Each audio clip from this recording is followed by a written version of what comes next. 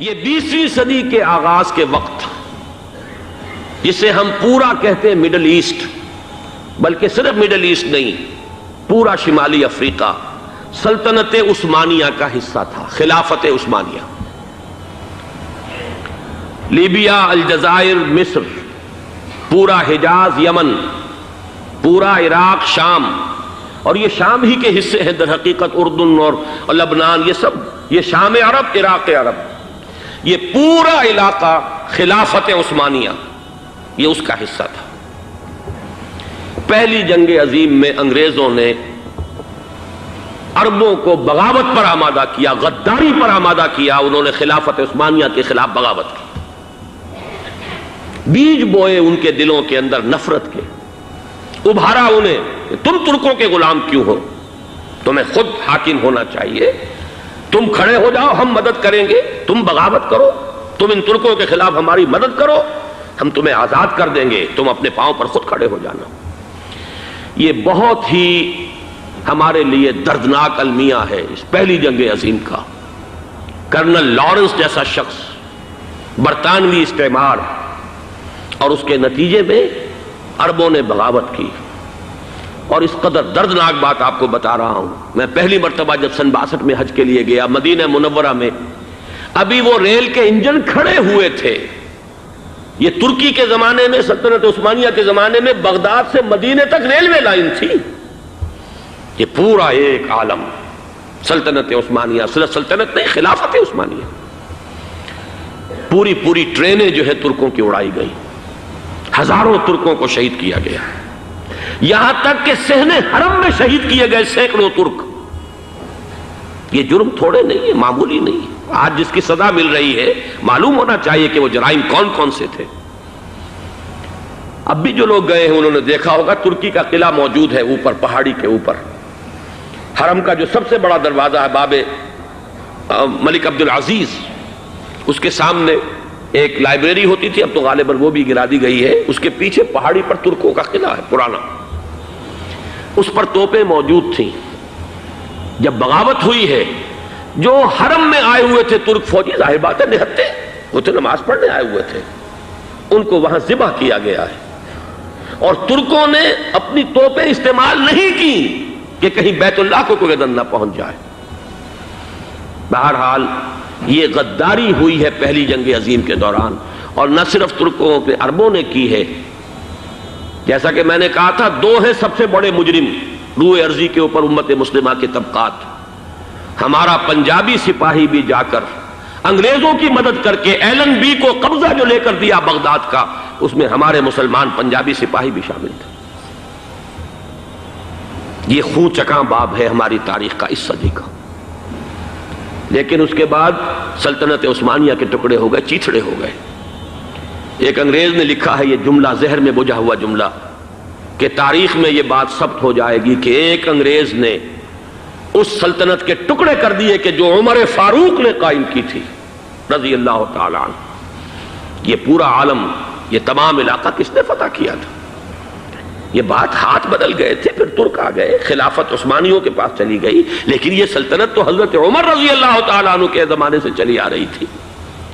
اس کو ایک انگریز کرنل نے، اور اس نے بغاوت پہ آمادہ کر کے عربوں کو اور ترکوں کے پیٹھ میں چھرا ڈھپوا کر ان کے ذریعے سے اور ٹکڑے کر دیے۔ لیکن جب جنگ ختم ہوئی، اب انہوں نے کہا کہ اب ہمیں آزادی دیجئے، تو اب انہیں معلوم ہوا کہ غداروں کو دنیا میں کیا ملتا ہے، ٹکڑے کر دیے گئے۔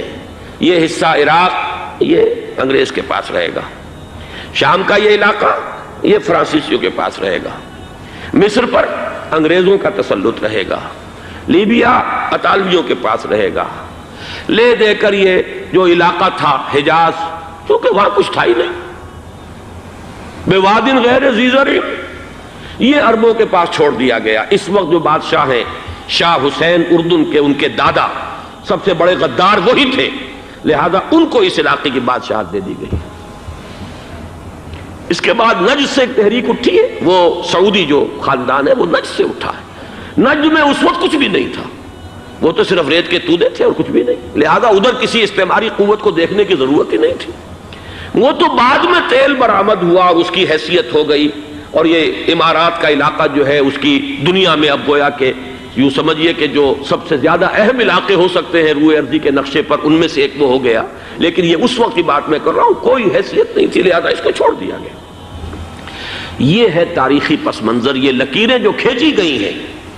یہ ایک ملت اسلامیہ کو جو قومیتوں میں تقسیم کیا گیا، پھر نعرے لگوائے گئے المصر للمصریین الشام للشامیین. اب شامی ایک علیحدہ قوم ہو چکے ہیں، مصری ایک علیحدہ قوم ہو چکے ہیں، عراقی ایک علیحدہ قوم ہو چکے ہیں. یہ ساری تقسیمیں استعمار کی پیدا کرنا ہے، اس کا کوئی تعلق اسلام کے ساتھ نہیں. اب ضرورت تو اس بات کی تھی کہ استعمار کے پنجے جب یہاں سے کچھ ہٹے، دوسری جنگ عظیم کے بعد ایک دور آیا، امریکہ ابھرا ہے دنیا کی عالمی سطح پر سیاست میں. اس کے ہاں کچھ آزادی کے تصورات تھے، اس نے بھی سپورٹ کیا. برطانیہ کمزور ہو چکا تھا، وہ اتنے بڑے علاقے کو اب ہولڈ نہیں کر سکتا تھا. ہندوستان بھی آزاد ہوا. پھر یہ کہ اور دوسرے علاقوں سے بھی اس کو پسپائی اختیار کرنی پڑی. استعمار کے پنجے جس طرح بھی ہوئے، ان کے سینوں سے، عربوں کے سینوں سے جو ہے گویا کہ وہ ہٹے. لیکن امریکہ نے ایک اپنی بہت بڑی حکمت عملی جو اختیار کی، عالم عرب کے سینے میں اسرائیل کا خنجر پیوست کر دیا تاکہ یہ کبھی آزاد نہ ہو جائیں، ہمارے انگوٹھے تلے رہے، ہماری پالیسی گورن کرے. یہ استعمار کا دوسری جنگ عظیم کے بعد جہاں برطانوی استعمار، فرانسیسی استعمار رفتہ رفتہ یہ ہٹنے شروع ہوئے. صدر ناصر نے انگریزوں کو اٹھا کر پھینکا میڈیٹرینین میں اور دوسرے جگہوں سے. الجزائر نے آزادی حاصل کی فرانس سے، اطالویوں سے جو ہے لیبیا والوں نے آزادی حاصل کی. یہ ہو گیا، لیکن ایک خنجر پیوست کر دیا گیا اسرائیل کا سینہ عرب. اس صورتحال میں ظاہر بات ہے کہ ایک تو بڑی آئیڈیل پوزیشن تھی کہ پورا عالم اسلام متحد ہو، لیکن وہ تو بہت دور کا خواب معلوم ہوتا ہے. علامہ اقبال سے بڑا کوئی نقیب نہیں ہے ملت اسلامی کی وحدت کا. ایک ہو مسلم حرم کی پاسبانی کے لیے، نیل کے ساحل سے لے کر تا بخاک کے کاشغر. لیکن انہیں بھی اپنے لیکچرز میں کہنا پڑا کہ اس وقت جو صورتحال ہے، پورے عالم اسلام کی ایک وحدت بن جانا تو تقریباً ناممکن نظر آ رہا ہے. اگر کسی طرح ایک common wealth of Muslim nations وجود میں آ جائے تو بھی بڑی کامیابی ہوگی. لیکن اس سے بھی پہلے یہ تو زیادہ آسان تھا کہ عالم عرب ایک وحدت کی شکل اختیار کر لے. یہ تو ایک قوم ہے، اکثر و بیشتر ایک نسل یا زیادہ دو نسلیں کہہ دیجئے. شمالی افریقہ میں بربر نسل بھی ہے، باقی تو سب عرب ہے.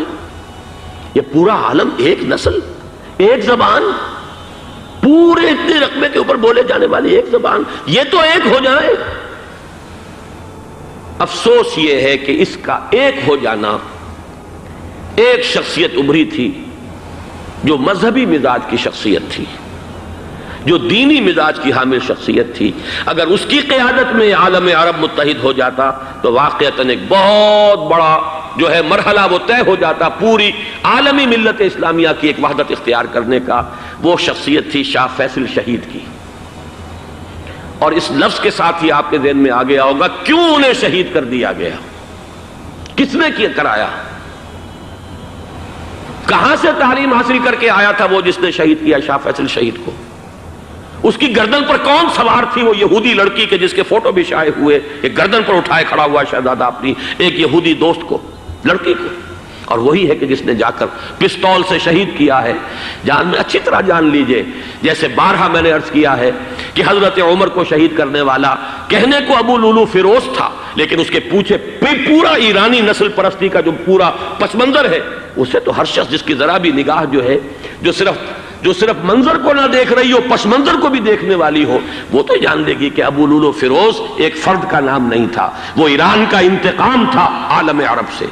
بالکل اسی طریقے سے یہ امریکی استعمار کا ہتھ کنڈا تھا، اسے محسوس ہوا. شاہ فیصل مذہبی مزاج کا شخص یہ ابھر رہا ہے. اور یہ شاہ فیصل کی حکمت عملی کا ذرا آپ اندازہ کیجئے.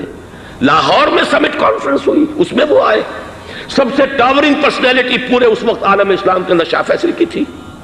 اور وہ گویا کہ ایک بہت ہی جس کو کہا جائے کہ ایک بہت ایلڈرلی، ایک بزرگانہ ایک شخصیت جو ہے اور انہوں نے اپنے دولت کے دروازے، عرب میں وہ مشہور تھے کہ نہایت خسیس اور بخیل انسان ہے، اس لیے کہ وہاں وہ خرچ کرتے تھے حساب کتاب کے ساتھ، لیکن ان کے خزانے کھلے ہوئے تھے عالم اسلام کے لیے، ادھر بھی مدد ہے، ادھر بھی مدد ہے، ادھر بھی کام ہو رہا ہے، ادھر بھی کام ہو رہا ہے۔ پھر انہوں نے تیل کا ہتھیار استعمال کر کے ایک دفعہ امریکہ کو دن میں تارے دکھا دیے تھے، لہذا ان کا ہٹایا جانا سین سے یہ امریکی استعمار کے لیے لازم تھا۔